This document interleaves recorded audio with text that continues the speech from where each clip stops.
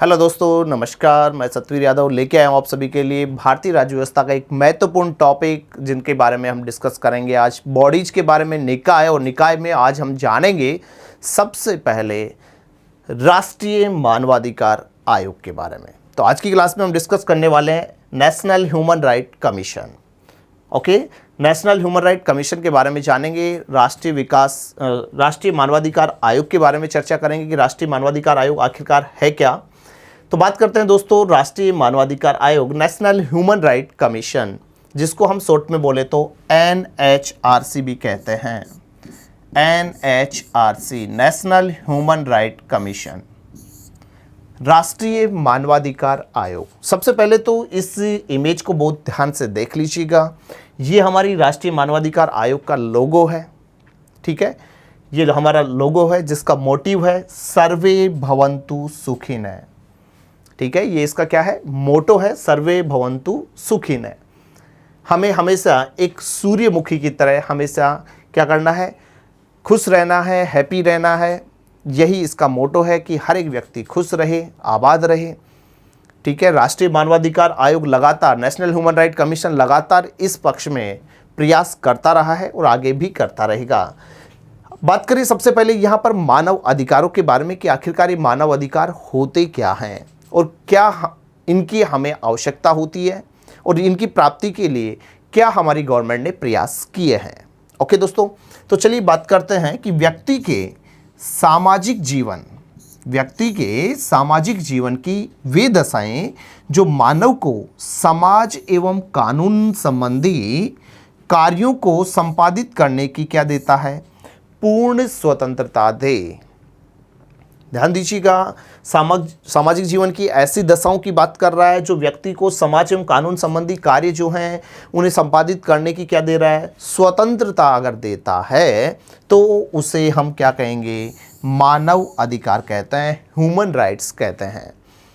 और स्वतंत्रता देने की बात आए और यहाँ पर ब्रिटेन का नाम ना आए, ऐसा पॉसिबल है ही नहीं, क्योंकि आपको बता दिया जाए कि सबसे पहले अंतर्राष्ट्रीय स्तर पर सबसे पहले 1215 ईस्वी में ब्रिटेन में अधिकारों को लाया गया था। ब्रिटिश सम्राट जिनका नाम था सम्राट सर जॉन, ब्रिटिश सम्राट सर जॉन के द्वारा सबसे पहले किनकी बात की गई थी, मैग्ना कार्टा लाया गया था। क्योंकि ब्रिटेन में मानव अधिकारों को क्या बोला जाता है दोस्तों, मैग्ना कार्टा कहा जाता है। जहां अमेरिका में बिल ऑफ राइट्स कहते हैं, भारत में अधिकार कहते हैं, मौलिक अधिकार के रूप में जानते हैं, वहीं ब्रिटेन में इनको बोला जाता है मैग्ना कार्टा। तो मैग्ना कार्टा 1215 ईस्वी में ब्रिटेन में लाया गया था सम्राट सर जॉन के द्वारा। वहाँ के स्थानीय सामंतों को कुछ स्वतंत्रताएं यहाँ पर दी गई थी और इन्हीं स्वतंत्रताओं को बोला गया था मानव अधिकार, मैग्ना कार्टा, ठीक है दोस्तों। तो बात करते हैं मैग्ना कार्टा के बारे में। अमेरिका में क्या बोला जा रहा है इनको, बिल ऑफ राइट्स, और भारत में इन्हें कह रहे हैं मौलिक अधिकार। अब ये मौलिक अधिकार सभी के बने रहें, इसी दिशा के अंदर विश्व परिमंडल के ऊपर अंतर्राष्ट्रीय मानवाधिकार आयोग की स्थापना की गई। अंतर्राष्ट्रीय मानवाधिकार आयोग की क्या की जा रही है, स्थापना। और अंतर्राष्ट्रीय जो मानवाधिकार आयोग है, इस अंतर्राष्ट्रीय मानवाधिकार आयोग की स्थापना याद रखिएगा दोस्तों 10 दिसंबर 1948 में, 10 दिसंबर 1948 को अंतर्राष्ट्रीय मानवाधिकार आयोग की स्थापना की जा रही है। और यही कारण है कि प्रतिवर्ष 10 दिसंबर को मानवाधिकार दिवस भी मनाया जाता है। तो प्रश्न आ जाए कि मानवाधिकार दिवस कब मनाया जाता है, तो मानवाधिकार दिवस याद रखिएगा, मानवाधिकार दिवस मनाया जाता है 10 दिसंबर को। लेकिन भारत में राष्ट्रीय जो मानवाधिकार आयोग है, NHRC जो है, इस NHRC की स्थापना 10 दिसंबर को नहीं हो रही है। लेकिन प्रश्न बने कि मानवाधिकार दिवस कब मनाया जाता है, तो 10 दिसंबर ही हम करेंगे। ओके दोस्तों, बात करें भारत में, तो जैसे कि फर्स्ट थिंग याद रखिएगा, जो NHRC है इसका उल्लेख संविधान में कहीं भी नहीं है। तो ये कोई संवैधानिक बॉडी तो है नहीं, कॉन्स्टिट्यूशनल बॉडी तो है नहीं, तो फिर ये कैसी बॉडी है। तो यहां पर ध्यान देंगे, मानव अधिकार संरक्षण अधिनियम। अब मानव अधिकार संरक्षण अधिनियम आ रहा है, मतलब संसद में ये अधिनियम आ रहा है। और हमने पूर्ववर्ती क्लास के अंदर यहां पर डिफरेंस जाने थे अलग अलग कि संवैधानिक निकाय क्या है, सांविधिक क्या है और कार्यकारी क्या होते हैं। तो यहां पर संसद अधिनियम के द्वारा स्थापित कोई भी बॉडी होती है तो संसद अधिनियम द्वारा स्थापित बॉडी को हम कहते हैं सांविधिक निकाय। तो जो NHRC है, नेशनल ह्यूमन राइट कमीशन जो है, यह एक स्टैच्यूटरी बॉडी है, मतलब एक सांविधिक निकाय है, एक कानूनी निकाय है। ठीक है दोस्तों, कानूनी निकाय है, या फिर हम इसको कह सकते हैं एक विधिक निकाय है। कैसा निकाय होगा? सांविधिक या विधिक निकाय भी कह सकते हैं, कानूनी निकाय कह सकते हैं। और ये मानव अधिकार संरक्षण अधिनियम लाया गया था 1993 के अंदर, 1993। That's very important line. मानव अधिकार संरक्षण अधिनियम 1993, और 1993 की भी कौन सी धारा है? धारा 3।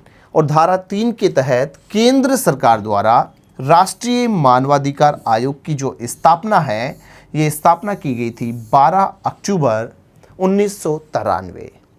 12 अक्टूबर 1993 के अंदर स्थापित हो रहा है NHRC, और इसकी स्थापना की गई थी कहाँ पे? नई दिल्ली में। तो नई दिल्ली में स्थापित हुआ NHRC, स्थापित हो रहा है 12 अक्टूबर 1993 को। किस धारा के तहत? धारा 3 के तहत। अधिनियम पूछे तो मानव अधिकार संरक्षण अधिनियम 1993 के तहत स्थापित हुआ NHRC। इस NHRC की संरचना की बात करें तो संरचना में पूर्व की अगर बात की जाए, जब स्थापित हुआ तो इसमें एक अध्यक्ष रहा था, 4 इसमें सदस्य रहे थे, 4 यहाँ पर पदेन सदस्य, टोटल संख्या रही थी 9 पूर्व में, प्रारंभ में। लेकिन वर्तमान स्थितियों की अगर बात करें तो वर्तमान में इसकी संरचना में बदलाव किया गया है, इसका स्ट्रक्चर बदला गया है NHRC का। तो याद रखना, NHRC का जो वर्तमान स्ट्रक्चर है, इस वर्तमान स्ट्रक्चर में एक क्या होगा? अध्यक्ष होगा दोस्तों, विशेष रूप से ध्यान रखिएगा। एक क्या है? अध्यक्ष। NHRC में एक अध्यक्ष होता है। इसके अलावा 2 इसमें कैसे सदस्य हैं? 2 न्यायिक सदस्य होते हैं। एक अध्यक्ष, 2 न्यायिक सदस्य हैं। इसके अलावा 3 इसमें विशेषज्ञ सदस्य होते हैं, जो कि यहाँ पर अधिकारों के बारे में क्या रखते हैं? ज्ञान रखते हैं, अधिकारों के बारे में नॉलेज जो रखते हैं। ऐसे सदस्यों का पैनल होता है 3 सदस्यों का, जिसमें एक महिला सदस्य होना अनिवार्य है। ठीक है ना? एक महिला सदस्य होना अनिवार्य है। एक महिला सदस्य क्या होगी? अनिवार्य। तो एक महिला सदस्य का होना यहां पे क्या होगा? अनिवार्य होता है दोस्तों। ठीक है, तो एक अध्यक्ष हो गया, 2 न्यायिक सदस्य हो गए, 3 विशेषज्ञ हो गए, 7 इसमें पदेन सदस्य होते हैं। 7 इसमें क्या होते हैं? पदेन सदस्य, जिसमें से 6 यहाँ पर पदेन सदस्य होता है और 1 यहाँ पर विशेष आमंत्रित सदस्य भी होता है। अभी देखते हैं सभी को अलग अलग करके। अध्यक्ष क्लियर है। 2 न्यायिक जो सदस्य होते हैं, इन न्यायिक सदस्य और विशेषज्ञ जो होते हैं, इनकी क्या होती है दोस्तों? इनकी होती है नियुक्ति। अध्यक्ष की भी होती है नियुक्ति, इनकी नियुक्ति होती है। तो टोटल अगर यहाँ पे बात करें, पदेन सदस्य 7 हैं, लेकिन पूर्णकालिक सदस्य कितने हो गए? 3 और 2 5 इसमें पूर्णकालिक सदस्य, 1 इसमें अध्यक्ष, तो टोटल हो गई 6 सदस्य, प्लस में 7 यहाँ पे पदेन सदस्य, 7 और 6 होते हैं। टोटल वर्तमान संरचना में, टोटल इसकी संरचना में कितने लोग होंगे? 13 लोग होते हैं। पहले इसमें 9 लोग होते थे, अभी इसमें कितने लोग होंगे? 13 लोग होते हैं। ठीक है, तो 13 सदस्यीय ये स्ट्रक्चर बनता है NHRC का।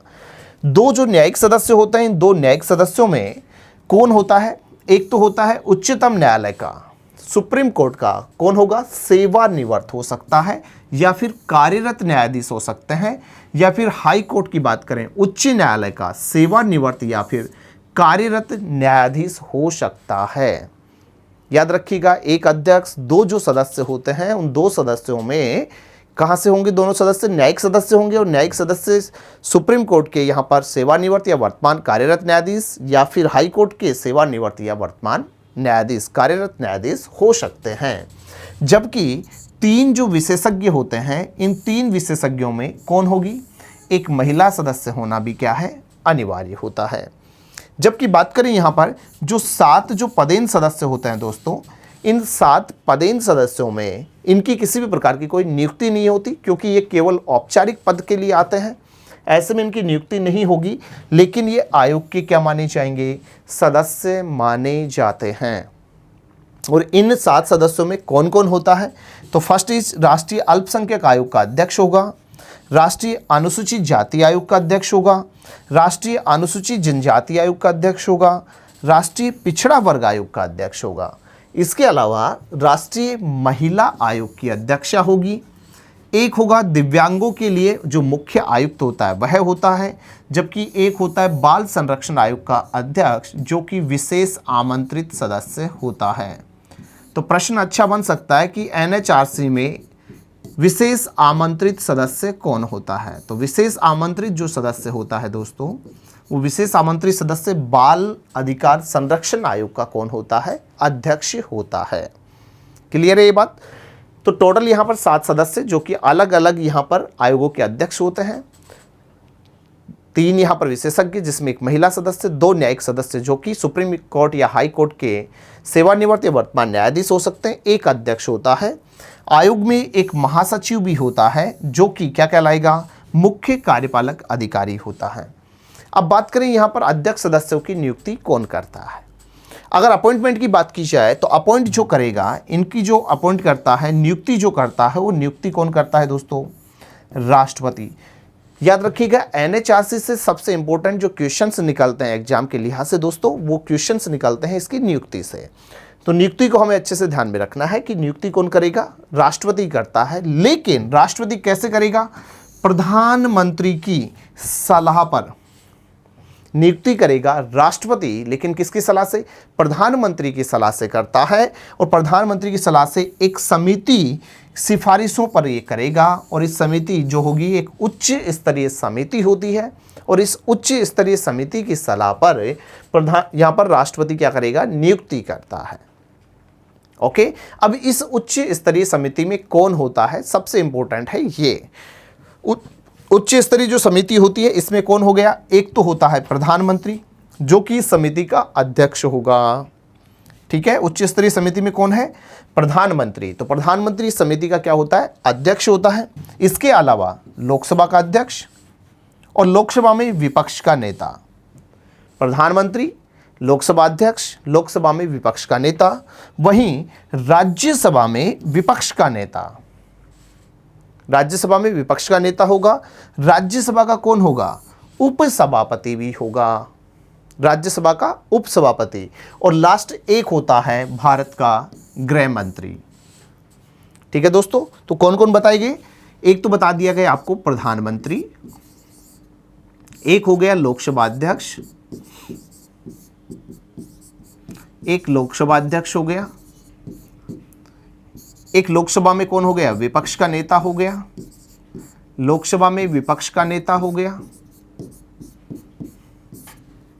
एक राज्यसभा में विपक्ष का नेता, राज्यसभा में विपक्ष का नेता हो गया, एक राज्यसभा उपसभापति हो गया,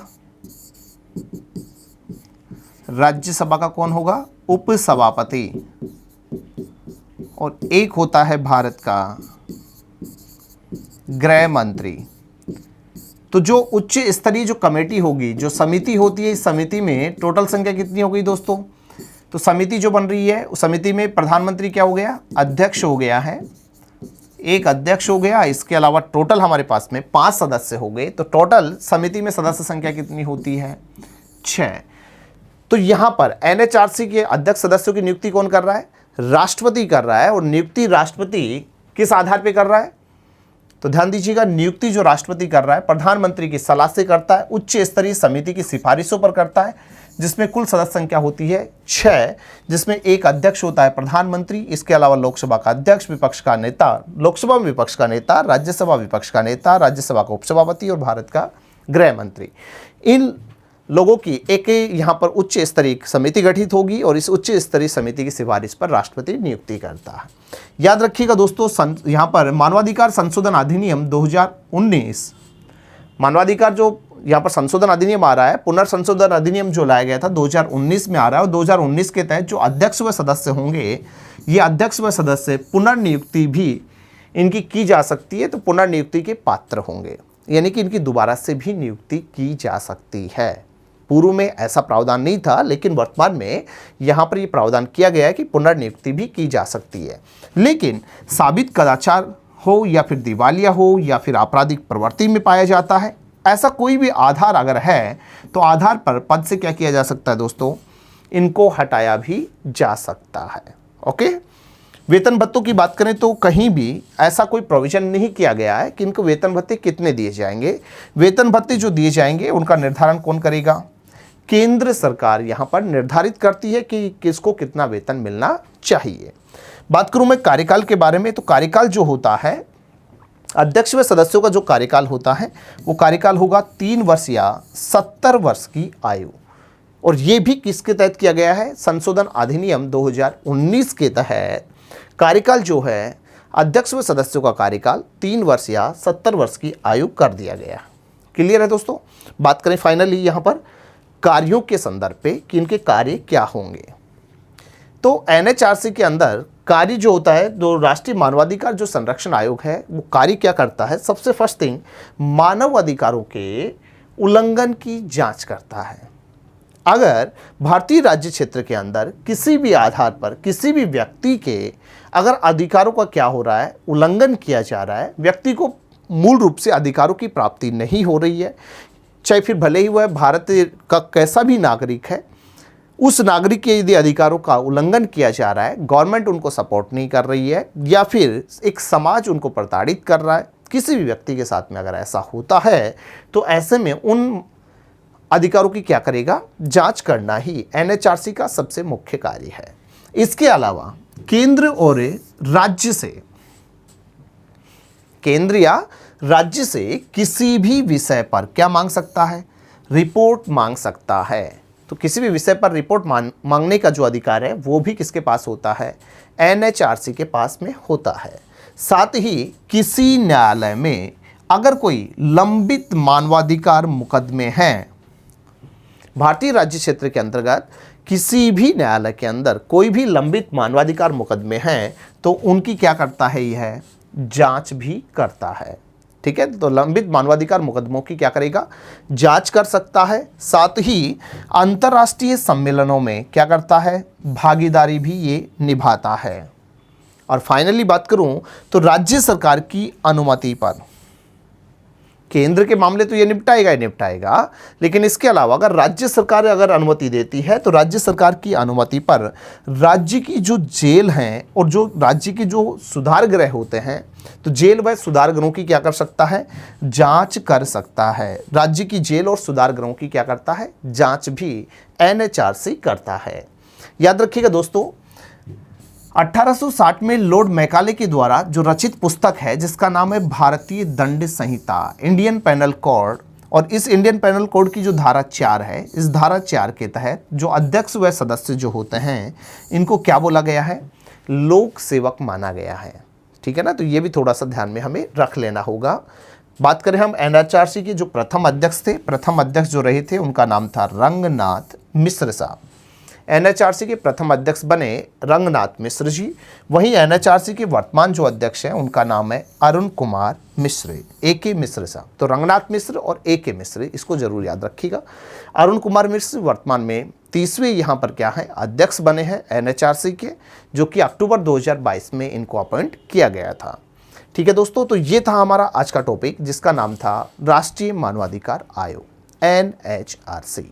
ठीक है, और एनएचआरसी की बात की हमने, जो कि एक स्टैट्यूटरी बॉडी है, सांविधिक निकाय है। फर्स्ट थिंग याद रखिएगा, सांविधिक निकाय है। नंबर 2, स्थापना 12 अक्टूबर 1993 को की जा रही है। इसकी संरचना की बात की जिसमें एक अध्यक्ष होता है, 2 न्यायिक सदस्य होते हैं, 3 यहाँ पर विशेषज्ञ और 7 यहाँ पर पदेन सदस्य होते हैं। कार्यकाल 3 वर्ष या 70 वर्ष की आयु होता है। साबित कदाचार या फिर आपराधिक प्रवृत्ति के आधार पर इनको समय से पूर्व भी पद से हटाया जा सकता है। वेतन भत्ते केंद्र सरकार निर्धारित करता है। साथ ही इनके कार्यों के बारे में हमने जाना, साथ ही हमने जाना कि इनकी जो नियुक्ति है वो राष्ट्रपति करता है एक उच्च स्तरीय समिति की सिफारिश पर, जिसका अध्यक्ष होता है प्रधानमंत्री। इसके अलावा 5 अन्य सदस्य होते हैं जिसमें लोकसभा अध्यक्ष, लोकसभा विपक्ष के नेता, राज्यसभा विपक्ष के नेता, राज्यसभा के उपसभापति और भारत के गृह मंत्री शामिल होते हैं। वहीं बात करें वर्तमान में इसके अध्यक्ष हैं रंगनाथ मिश्र जी, जबकि प्रथम अध्यक्ष है रंगनाथ मिश्र जी, वर्तमान में अध्यक्ष है अरुण कुमार मिश्र। क्लियर है दोस्तों, तो ये था आज का टॉपिक हमारा एनएचआरसी। फिर से मुलाकात करेंगे आप सभी से एक नए टॉपिक के साथ में, चर्चा करेंगे। जानेंगे उसके बारे में। तब तक के लिए नमस्कार।